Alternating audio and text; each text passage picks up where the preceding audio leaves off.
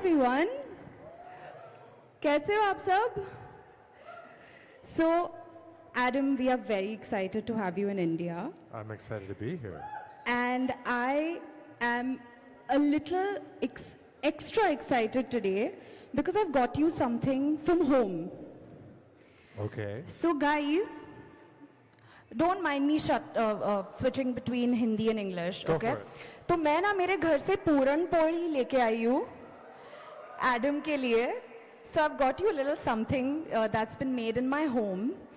And I know that you've been eating at fancy places and all of that, and that you've been trying Indian food. But I want you to try this Maharashtrian dessert, which is called Puran Poli, and it is made in my home. Puran puli? And this, just to show you that this is how we do it. Okay. And okay. We'll put it here.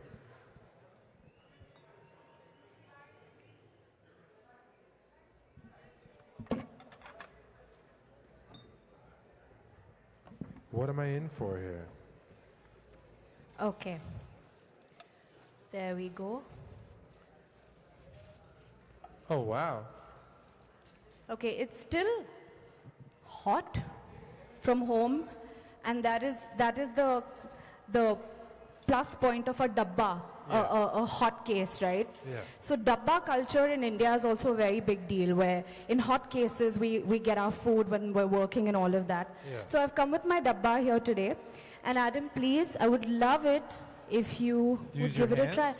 Please use your hands if you would like to. That's the way that we do it.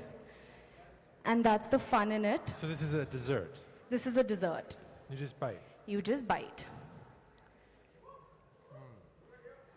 It's really, really good. It's comforting. I'm so happy to know that. So I'm so happy you're having this because Puran Poli is also one of my favorite foods that I have grown up eating. And yesterday was Maharashtra Day. So I thought let's belated celebrate Maharashtra Day as well. So I'm so glad you had it. Thank you. And yes, this was just a little something that I wanted to do for you. And of course, we have to continue with our chat. Oh, yeah. Let's sit So down. you can have the rest of it later. I'll eat it all. I want to tell you the real reason we've called you here. The real reason that we've called you here is, Adam, I've sent some DMs to my best friend. Can you help me delete it from her profile? Is there any way? Please. I will poke around. I don't know. We'll see what we can do. Okay, fine. You will definitely consider helping me, right? I will definitely consider helping you. Okay, I'm really happy to know that because there are some DMs that I have sent to my best friend, and now that I have an opportunity with the CEO of Instagram, I'm not going to let that go. So great. All right then. That is very comforting. So we can go for it then.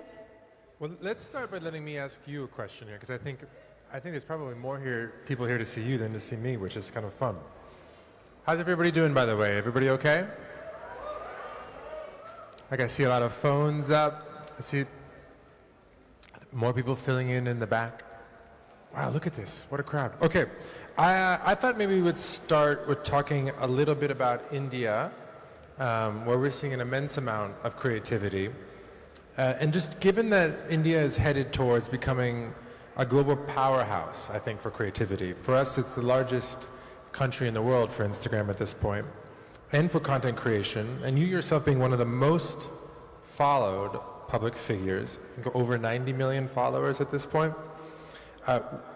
Where do you think the future is headed for content creation? So, content creation, I feel, is such a new word that has been introduced probably in the last decade or so. But content creation, what is it largely? It's pretty much storytelling, right?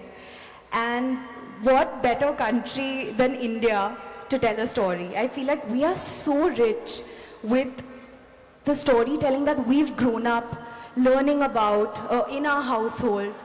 And now with Instagram, with the way that content creation is growing in India, with having a platform like Instagram where it's democratized, where people can come out and really share their stories I don't think that there is a better time than right now for India, and with the way that we're growing, with the way that technology is growing as well, it's very, very promising. So I feel like we are already in an amazing place. And you see people creating content, you see chaiwalas creating content, right guys? You're seeing people creating content in their bedrooms. You're seeing that you don't need those large setups, studio setups. You can have one person who's doing the shooting, the editing, the conceptualizing, and all of that. So I think that it is such an incredible time right now in India for content creators. And I only think it's going to get better from here. I love that. And yeah, I think that for me to be a part of this time is very, very exciting as well. And I want to ask you that in India, we are making data affordable.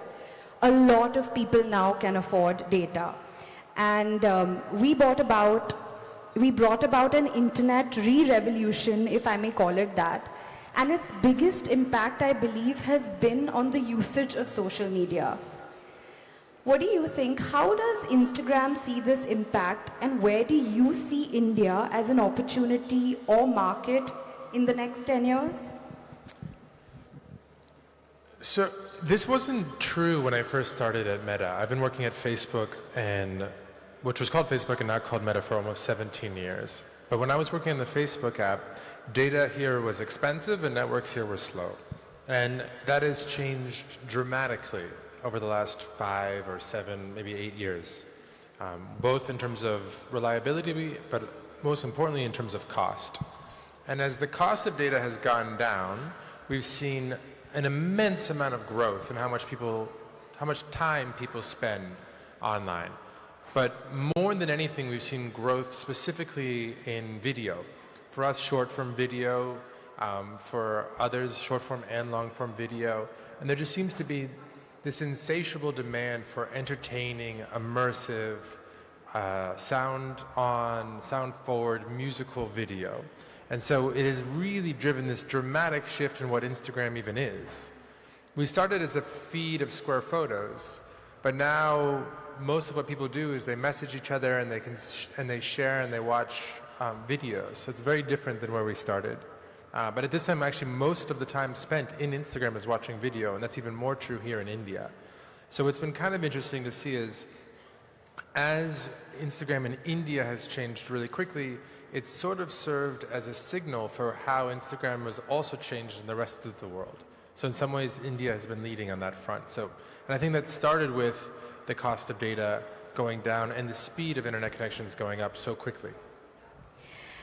And as observed from Instagram data, can you share some insights on what India is doing right and that other countries and markets can learn and implement, and India itself can do more of?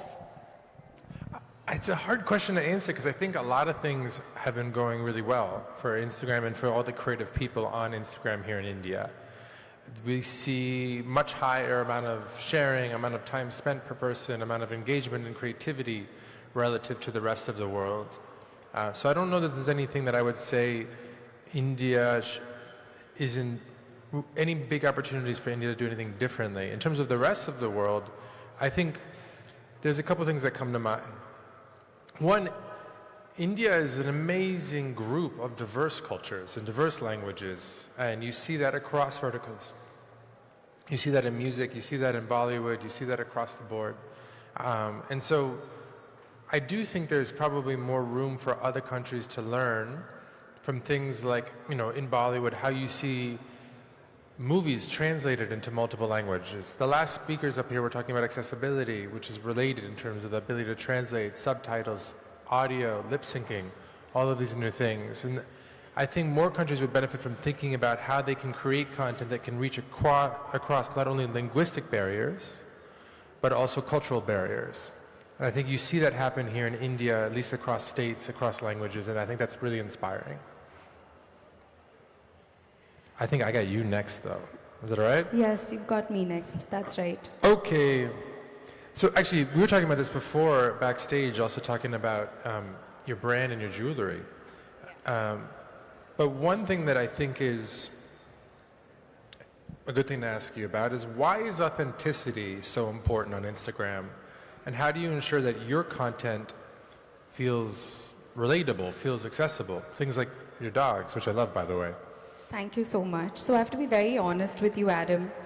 I think that authenticity isn't just important.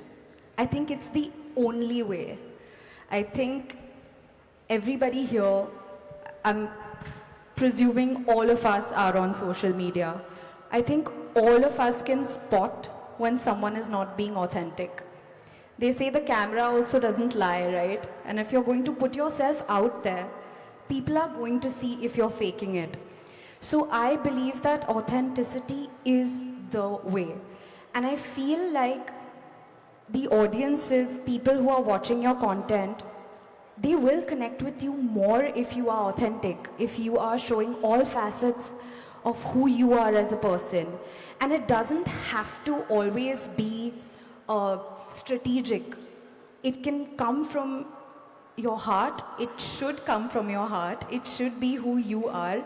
And I think that the reason why people also admire that is because they feel, hey, I have that same problem, or I dress like that, or I talk like that. And I think that when you are authentic, you automatically become relatable. So I really feel like authenticity is something which is the way to be. And it's also, I have to say, lesser exhausting. Because when you're inauthentic, right, you have to really think of someone who you're not. And then you're putting in a lot more effort, and then you're doing it, I personally feel like then you're doing it for the wrong reasons.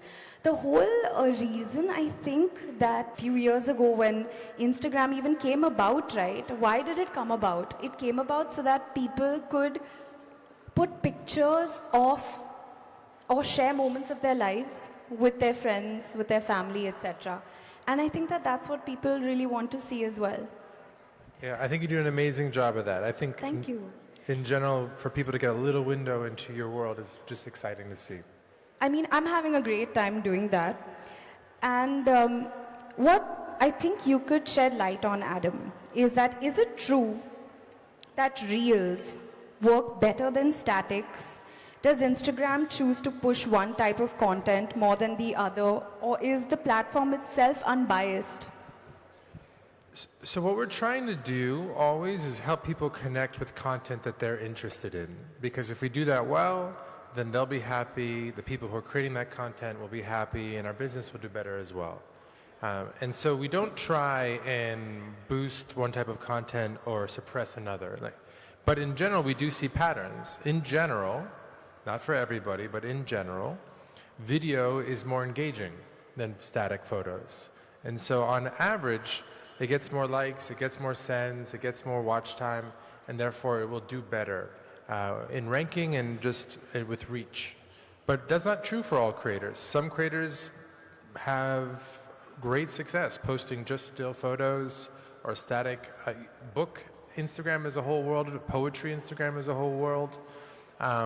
But yes, on average, reels get more reach, but that is not necessarily true for every creator because we are always trying to figure out who's interested in your content, and for you, maybe your photos are more compelling than your video, but for me, maybe it's the other way around.